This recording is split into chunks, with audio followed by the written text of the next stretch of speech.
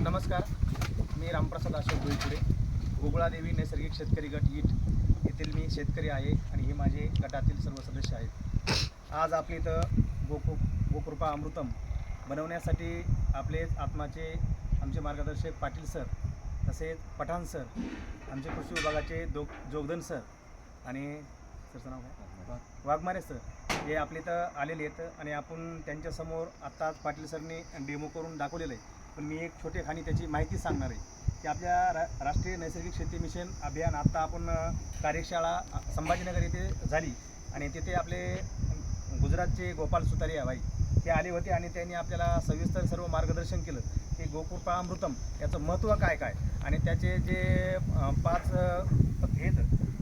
विषय प्रकरण ते आपल्याला समजून सांगितले की गोकृपा अमृत आता आपण टाकलेलं आहे त्याच्याला एक बॉटल 1 लिटरची विरजण, 2 किलो गूळ आणि 2 किलो देशी गाईचं टाक हे आपण याच्यात टाकलेलं आहे आणि हे आपण आता बनवलेलं आहे। याच्यानंतर आपण त्याचा शेणखत म्हणून बी आपण आपलं जे बैलाचं गाईचं शेण निघणार आहे ते आपण 2 बाय 4 बाय असा एक बेड करायचा आणि त्या बेडवर 20 लिटर ते 40 लिटर आपण त्याची फवारणी करायची। त्याचं उत्तम पद्धतीचे चांगल्या पद्धतीचं सेंद्रिय खत तयार होणार आहे। दुसरी गोष्ट, आपण पाटपाण्याने जरी आपल्याला द्यायचं म्हणलं, याचं तिसरं चरण की आपलं पाटपाण्याने जरी द्यायचं म्हणलं तरी आपण एकरी याचं प्रमाण आहे गोपाल सुतारियाबाईंनी सांगितलेलं आहे की 2000 लिटर आपण प्रत्येक पाटपाण्याची आपली जी पाळी असते ड्रिचिंग करून म्हणा की पाटपाण्याने म्हणा किंवा कोणी फवारणीच्याद्वारे म्हणा ज्या पद्धतीने आपल्याला सोयीस्कर ठरलं त्या पद्धतीने देण्याचं प्रमाण आहे। आपले जेवढ्या आपल्या पाळ्या होत्या फक्त 2000 लिटर याचं एकरी प्रमाण जायला पाहिजे त्या पद्धतीत आपण देऊ शकतो।